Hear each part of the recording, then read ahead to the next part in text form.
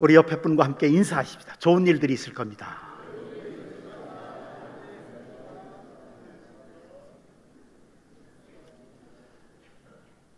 우리 교회 지난 몇 주 전에 기도원에 가서 많은 은혜를 받고 성도들이 한 30여 명 많은 은혜를 받고 돌아왔습니다. 지금은 이제 기도원 운동이 많이 수그러들고 차가워졌는데 20, 30년 전까지만 해도 우리나라에 정말 많은 기도원들이 있었습니다.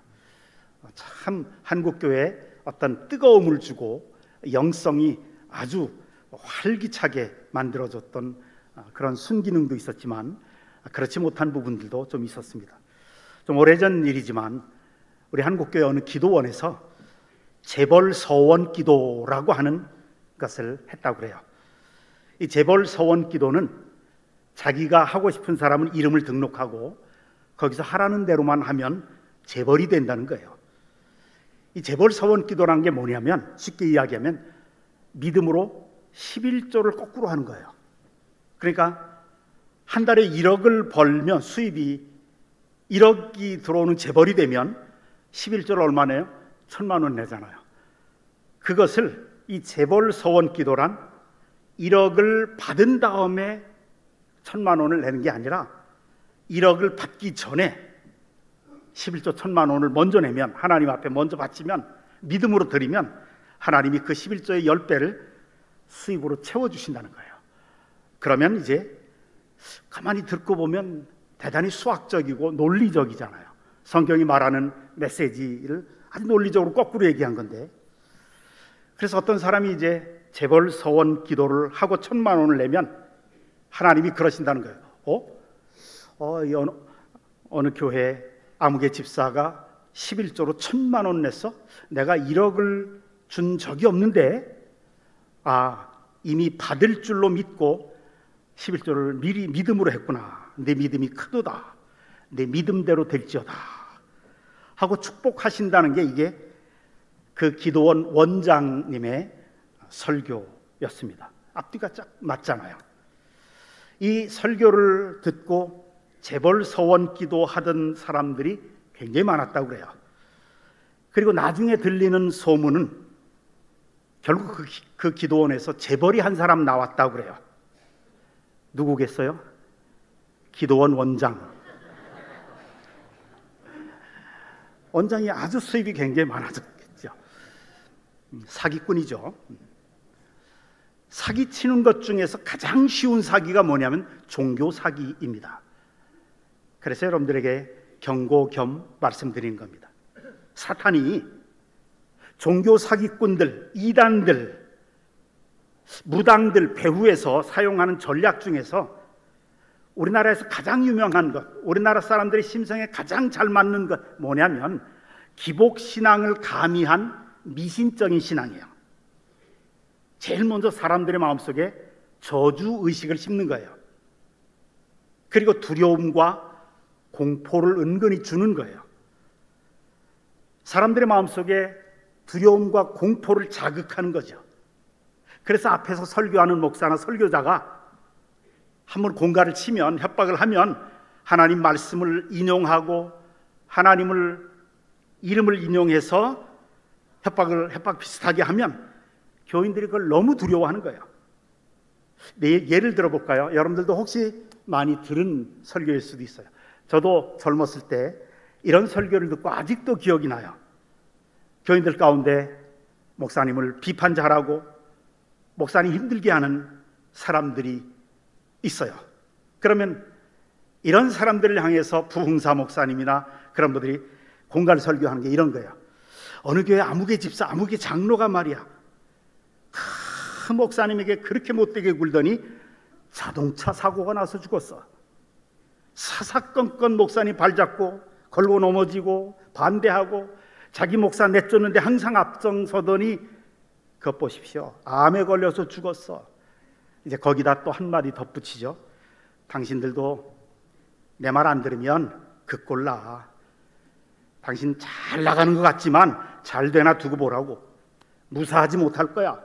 하나님 무서운 줄도 모르고 라고 협박을 하는 설교 제가 그 설교를 젊었을 때 은혜 받았을 때 듣고 난 다음에 얼마나 황당했는지.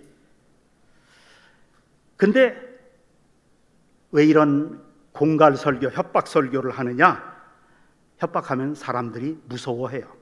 실제로 두려워합니다. 인간이 강한 존재가 아니에요. 아주 연약한 인간 심리를 전적으로 이용하는 거예요. 그게 무당이고, 그게 이단의 지도자들이고, 잘못된 부흥사님들이고 그래요. 현대 심리학에서는 그것을 흔히 요즘 많이 쓰는 말로 가스라이팅 한다고 그래요.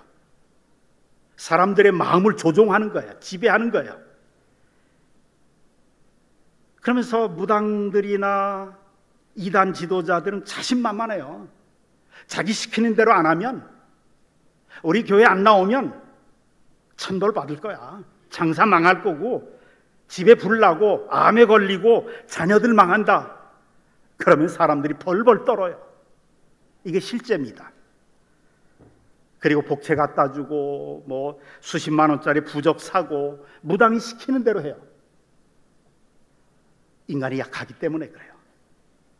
미신적이고 기복적인 것은 인간을 얽매이는 사악한 수법입니다. 사탄의 전략이죠. 자유함이 없어요.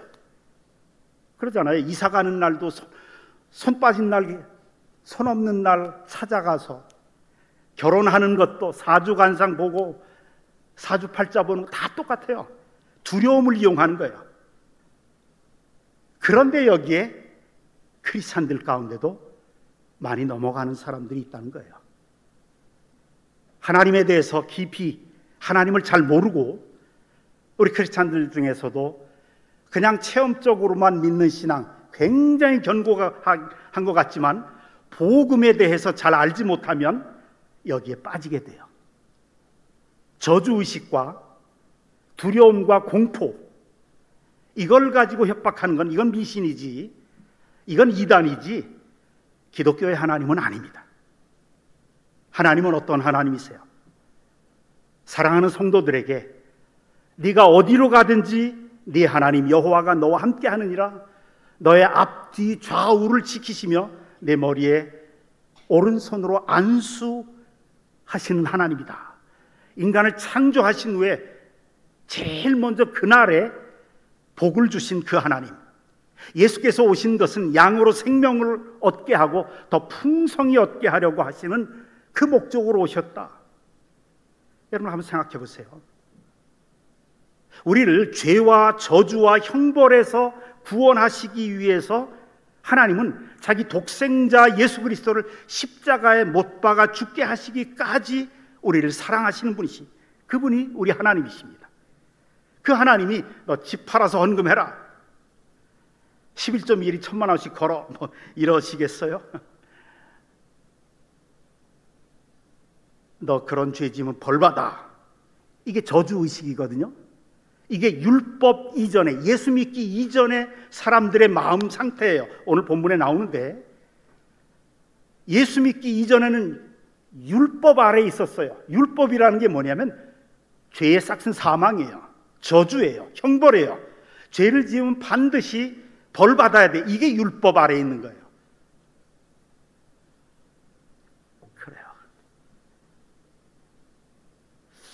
우리 성도들이 사탄의 영적인 속임수에 넘어가지 않고 정말 진실된 그리스도인의 신앙을 갖게 하기 위해서 성경은 예수 믿은 후의 모습, 성령 받은 후에 그리스도인들이 어떻게 살아가는가를 오늘 본문에 우리에게 보여줍니다.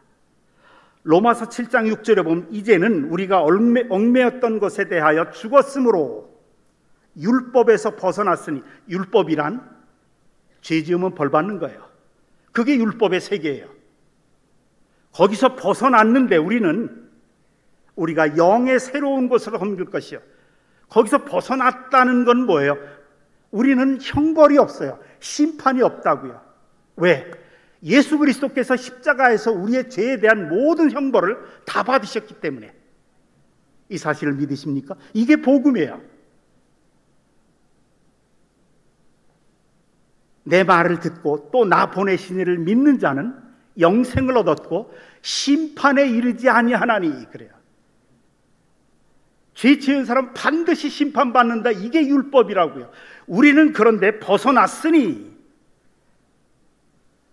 우리가 이제 주님을 섬길 때 영의 새로운 것으로 섬길 것이요, 성령으로 주님을 섬겨야 된다라는 거예요.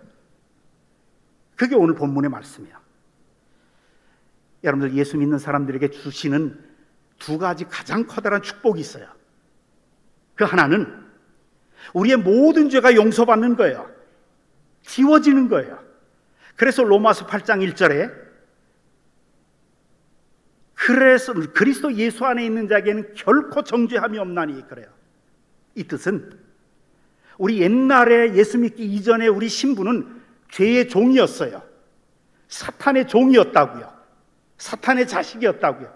그러다 예수 그리스도를 믿는 순간에 우리가 하나님의 자녀가 됐다는 거예요. 하나님의 가족 안에 들어왔어요. 예수 안에 있는 자에게 결코 정죄함이 없다는 것은 하나님의 한번 가족 안에 들어오고 구원받은 하나님의 자녀들은 그 구원이 결코 취소될 수가 없다는 거예요. 결코 취소되거나 하나님의 자녀대에서 쫓겨나거나 그런 일이 없다는 거예요.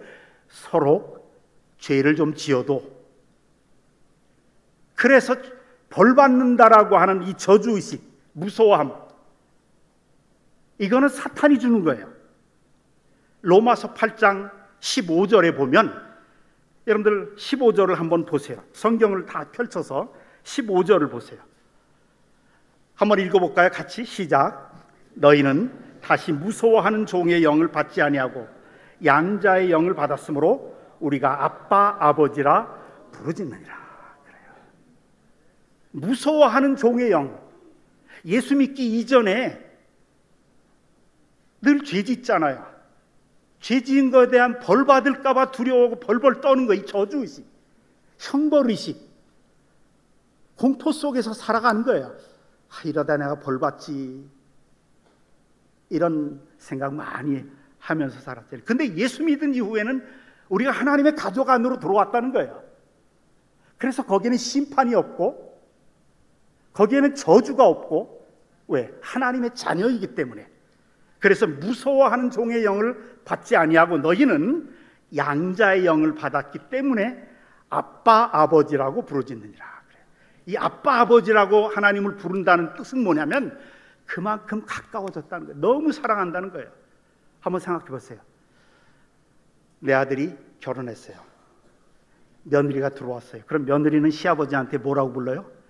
아버님. 그래. 아버님. 그러면 뭐 거리가 굉장히 멀어요. 똑같은 아버지인데도. 근데 아들은 아버지. 그래. 그럼 그거보다 조금 가까워요. 근데 또 이제 제 딸들이 둘이 있는데 걔네들이 자라면서 아빠 뭐 어떨 때는 아빠한테 와서 그냥 품에 안기기도 하고 그냥 뭐 입에다 뭘 넣어주기도 하고 아빠 부르면서 얼마나 살갑게 구는지 제 주머니에 있는 거 다 주고 싶어요. 모든 걸 다 주고 싶어요. 얼마나 가까워요. 근데 결혼하고 나더니 한 10년쯤 가까이 지나니까 이제 아빠보다 오빠 그래요. 오빠가 먼저예요. 이 오빠가 누구냐 그랬더니 자기 남편이래. 이제 거리가 멀어진 거야. 아빠라고 부르는 기회가 점점 사라지는 거예요. 여기 아빠 아버지라고 부르짖게 하셨느냐라, 이 뜻은 뭐냐면 우리가 성령을 받았으니 하나님을 그렇게 가깝다는 거예요. 그렇게 사랑하는 사이라는 거예요. 벌 받을 거, 심판 받을 거, 저주 받을 거, 이런 두려움에서 해방됐다는 얘기예요. 그 성령님이 성령을 받았다는 거죠. 그래서 가장 커다란 축복, 최고의 축복, 그리스도인들에게 주신 최고의 축복은 모든 죄가 용서받고 심판이 사라졌다는 것. 두 번째는, 더 중요한 축복은 성령이 우리 속에 들어오셨다는 것. 성령님이 우리 속에 들어오셔. 예수 그리스도를 믿는 순간에 성령 하나님이 우리 속에 들어오신 것을 믿으시기를 주님의 이름으로 축원합니다. 성령님이 들어오셨기 때문에 우리가 찬양할 수 있는 거예요. 찬양은 맨정신으로 부르는 게 아니에요. 성령의 능력으로 찬양이 좋아지고 말씀이 좋아지고 예배가 좋아지고, 이 좋은 날 야외로 안 나가고 예배 드리러 오는 사람들이 제정신으로 오는 게 아니에요. 성령께서 이끌려서 성령 받고 나니까 너무 좋은 거예요. 그게 성령 받았다는 증거거든요. 옛날에는 노래방에 가서 그냥 립스틱 짙게 바르고 이걸 불렀거든요. 그게 좋았어.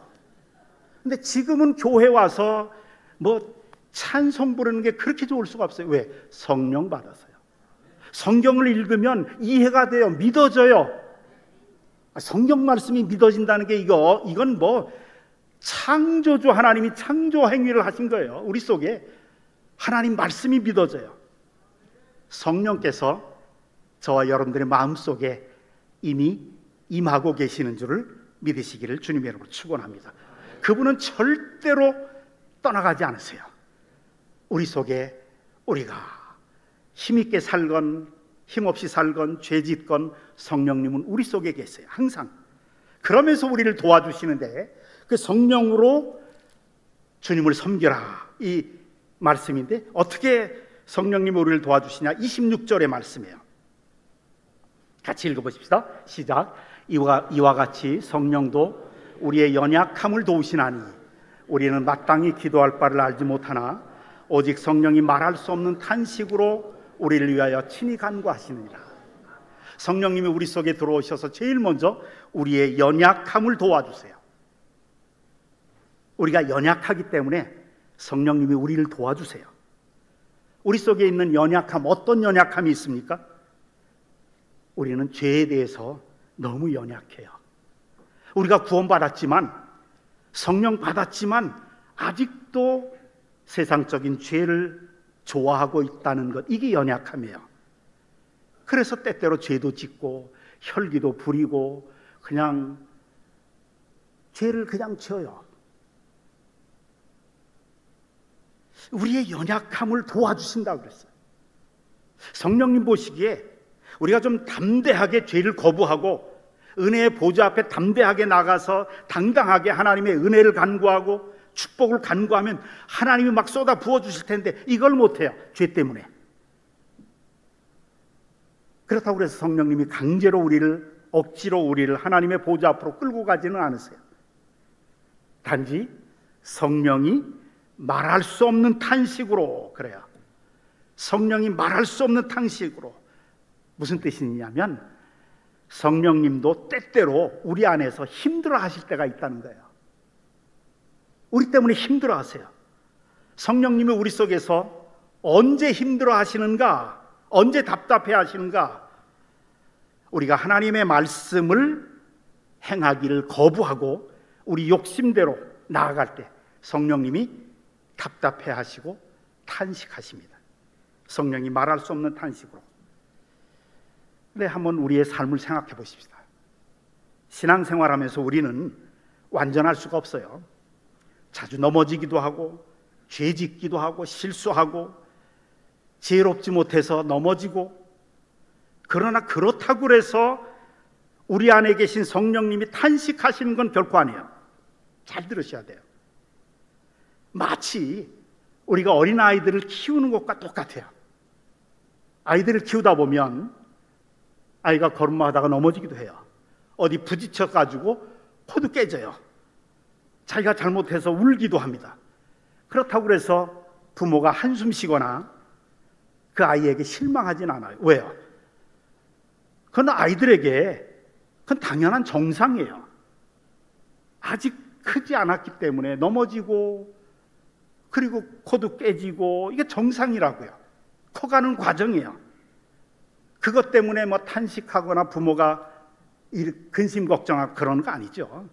그런데 아이가 이제 어느 정도 성장해서 알만한데 끝까지 때를 써요. 끝까지 억지를 부려요. 끝까지 자기 고집대로 해요. 그러면 성령님이 사랑하시긴 하지만 그 사랑을 전달하거나 표현할 수가 없어요. 그래서 답답한 거예요. 탄식하시는 거예요.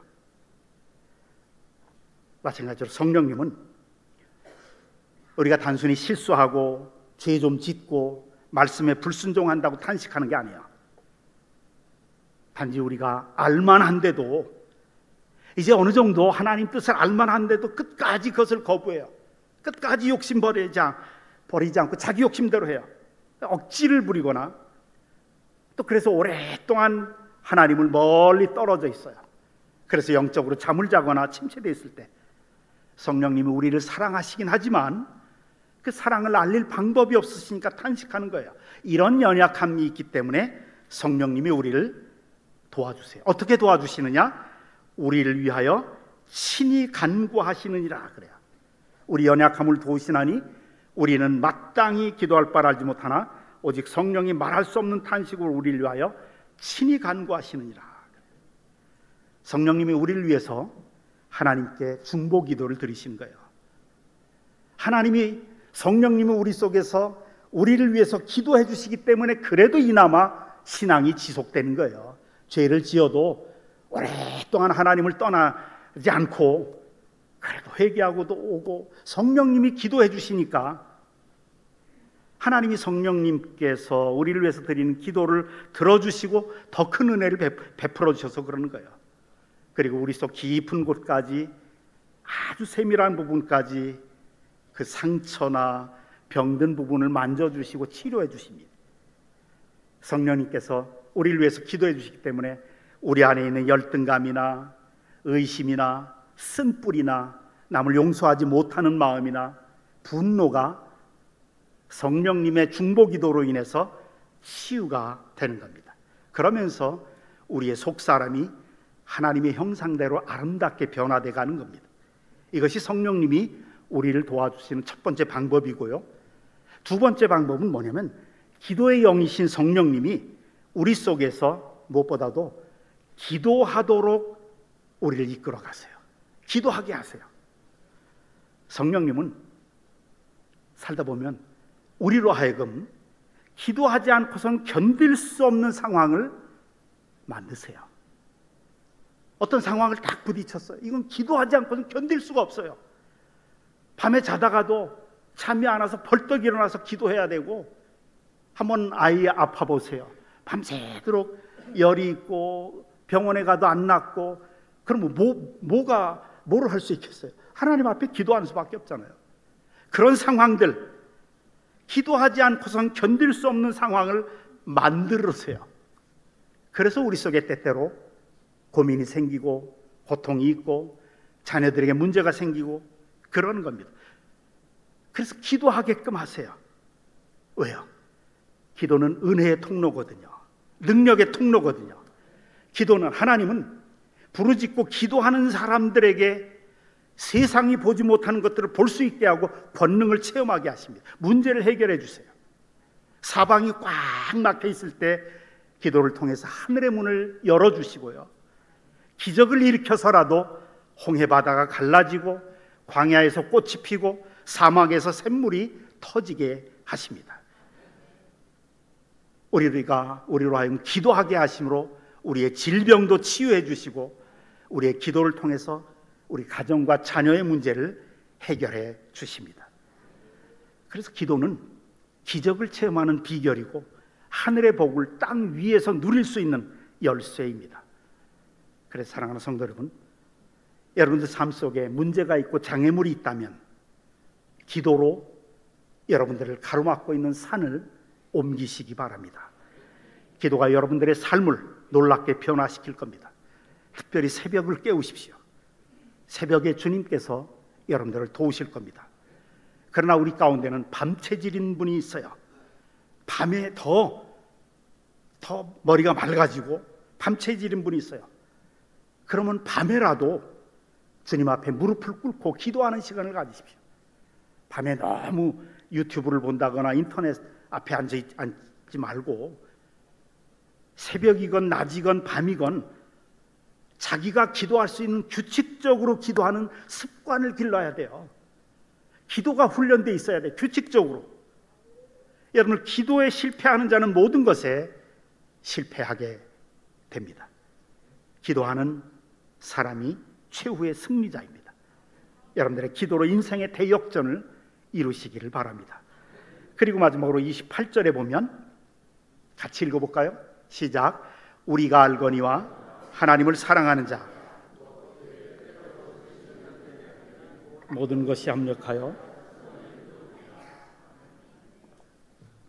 하나님을 사랑하는 자, 하나님을 사랑하는 마음, 순수한 마음으로 하나님을 사랑하고 하나님의 뜻을 행하려고 애쓰고, 그런 사람은 때로 실수하고 죄짓고 실패할지라도, 혹은 잘못된 선택으로 어리석은 열매로 고통당할지라도, 그러나 반드시 모든 것이 결론적으로는 합력해서 선을 이루게 하시겠다고 하나님이 약속하십니다. 반대로 하나님을 사랑하지 않고 하나님 무시하는 사람은, 제 고집대로 하는 사람은 모든 일이 잘 되는 것 같지만 결국은 합력하여 악을 이루게 되는 겁니다. 그러나 자기 뜻을 버리고 하나님 마음대로 하십시오, 저는 하나님 뜻에 순종하면서 살겠습니다 라고 하는 사람은, 때가 되면, 하나님의 시간이 흐르면, 하나님의 시간이 딱 되면 반드시 축복으로, 선으로 결론이 지어지게 됩니다. 우리가 살다 보면 우리 가정과 자녀들에게도 어떤 데 뭔가 잘 안 돼요. 일이 잘 안 풀릴 때가 있습니다. 자녀들의 앞길이 자꾸 막혀요. 그러면 인내로 기다려 보십시오. 하나님의 때가 되면 합력해서 선을 이루시는 그 하나님이 역사하시는 것을 보게 될 것입니다. 하나님은 정확한 분이십니다. 그리고 하나님은 우리의 시간표대로 움직이시는 분이 아닙니다. 우리의 구미에 맞게 역사하시는 것이 아니라 하나님은 당신의 시간표에 따라서 역사하십니다. 하나님의 도우심, 하나님의 역사하심이 결코 늦지도 않고 빠르지도 않고 가장 정확하게 여러분들의 삶 속에 오게 될 것입니다. 그러나 모든 것 마지막에 유익이 되도록, 복이 되도록 여러분들에게 역사하실 겁니다. 그러기에 여러분, 우리가 현재 당하고 있는 어려움이 있다면, 고난이 있다면 믿으시기 바랍니다. 우리 앞날에는 반드시 커다란 복이 찾아오게 될 것입니다. 그래서 지금 내가 당하고 있는 이 한 가지 어려운 사실만을 보고 하나님이 나를 버리셨다느니, 시험에 들었다느니 이런 말하면 안 됩니다. 성도들은 모든 것이 합력하여 선을 이루시는 하나님의 뜻을 믿는 사람들입니다. 시험이나 질병이 있거나 장애가 있을 때, 그게 좁은 소견으로는 시험이고 큰 문제 같지만 하나님의 크고 놀라운 구원의 계획을 놓고 볼 때는 우리에게 필요한 것이고 마지막에는 영광스러운 축복이 될 것입니다. 믿음으로 사는 사람은 합력하여 선을 이루시는 것을 믿습니다. 과거도 현재도 미래도 하나님을 사랑하고 하나님 뜻대로 살려고 애쓰는 사람들은 모든 것을 합력해서 반드시 하나님이 친히 선을 이루시고 축복으로 갚아 주실 것입니다. 이것을 믿고 체험하면서 그것을 간증하며 사는 사람들이 그리스도인입니다. 이렇게 성령에 따라서 하나님을 섬기는 우리 모두가 되시기를 주님의 이름으로 축원합니다. 기도하십시다. 아버지 하나님,